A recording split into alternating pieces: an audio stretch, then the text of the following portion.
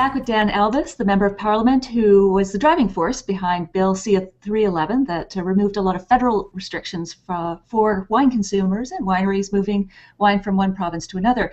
Dan, in our last conversation, we were just on that point about 90% of the wine in BC is consumed in the province, so why do they even need the entire country as the market?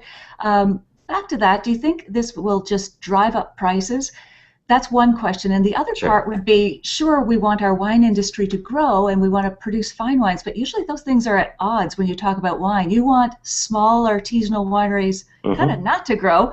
I'm sure they'd love to raise their prices, but what's going on when BC is looking for a bigger market when most of the wine is already being consumed locally? Well, first of all, I think it's really exciting that there's over 206 wineries that are doing business right now in British Columbia.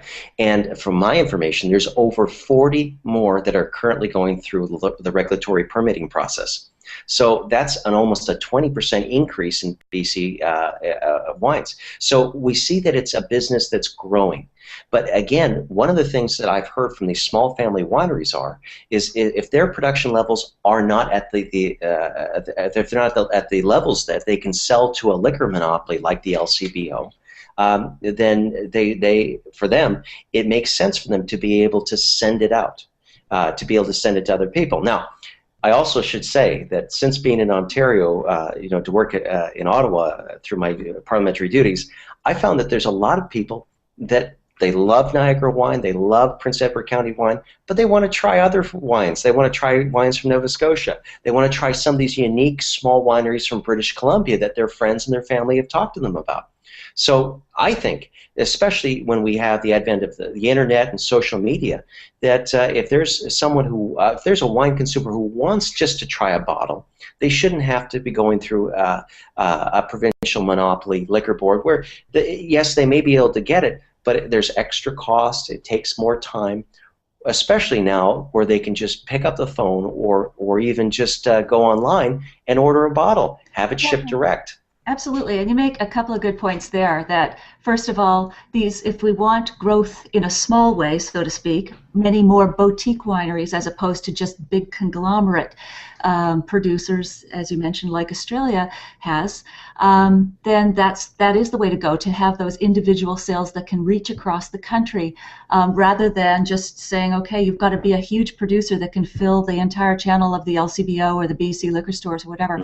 That is a really good point, and so is, I have to agree, that one doesn't steal the lunch of the other. A BC wine, for those who really love wine, is very different from a Niagara wine and from a Nova Scotia wine. And so it's not, a diminishing pie or whatever. It's just about diversity and choice. Well, again, 5 years ago, we were about 49–50% of all bottles consumed in Canada were foreign. Now, today, it's almost 70%.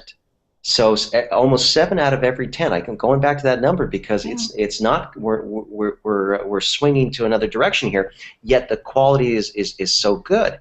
Now, getting back to your point, we were talking about some of the things that could grow the industry. Well, if there's a greater market, then people are going to say, well, you know what? Let's invest in our facilities. And we know from the literature at least the literature that I've read, the more investment you have, the greater the quality of wine that comes out.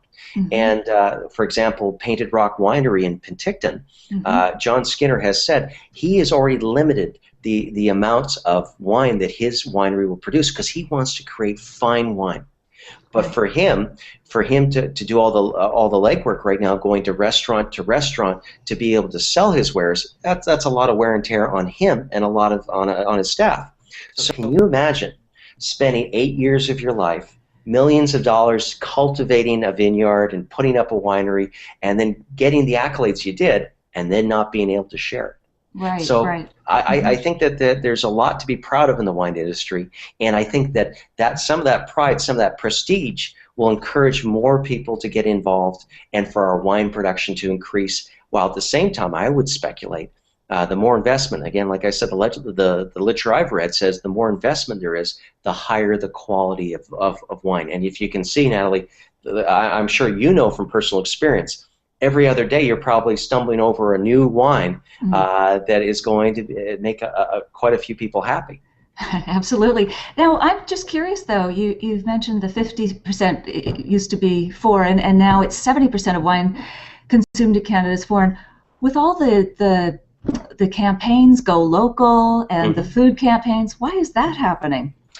Well, again, I'm sure most economists would say that there's never an absolute answer. But if you look at the appreciation of our dollar and the buying power now that our dollar, seems to have seems to be strengthened while the U.S. dollars and some other currencies have weakened, that it makes it easier for a person to purchase a wine from another area, Hmm. from outside Canada. I would say that's a factor. But at the same token, I think that you're absolutely right. A lot more people are becoming a lot more aware of what they buy, and especially in Okanagan and Coquihalla, we have a lot of people that take a great amount of pride, and so they encourage people to make sure that they take home some BC wine with them. So I think it's something that's being worked on, and I raise the point not so much to get down on ourselves. It's a challenge, but what an opportunity. What an opportunity for us to turn back the tide, to take our wine industry to a new level. Hmm. Absolutely. I've got to agree. I'm biased. I write about wine, but I do think it's one of the highest value add food products we produce in this country, and it can be a flagship for us, just like our cheeses are artisanal products Yeah. that have that artistry to them. Speaking of that, let's taste. So what wine do you have with you, Dan? Well, I have a Mission Hill family estate winery, and actually, the reason why I have this tonight is not only is Mission Hill in my riding, but Anthony Von Mandel is the proprietor. Jim Symes is the winemaker. But I was very happy to award Anthony Von Mandel with a Diamond Jubilee Medal this year, and it's partly because of his leadership and vision in the wine industry in the Okanagan, and it's partly because everyone loves his wine. So it's Cabernet Sauvignon. It's one of their reserves from 2010. And, I don't drink a lot, but tonight's a very special night. So I have it right here, and I'm ready to toast to a stronger wine industry in Canada, and let's see a few more bottles of wine consumed in Canada. Absolutely, Uh, and I've got oh, this a Soyuz La Rose, just to let you know, oh, another beautiful BC wine, just to open the borders and drink something from BC as well. And yeah, no, cheers! I raise my glass to you and the good oh. work you've done, Dan. Well, thank you very much, and I really think that the future is bright for our wine industry. Cheers. I'll drink to I that. appreciate it. And I got to say that Twitter town hall, I call it Twitter town hall, you did Yeah. with the Ontario Taste BC, that Yep. was a phenomenal experience. I Oh, thought that was great. great. Well, thank you Uh, for joining us.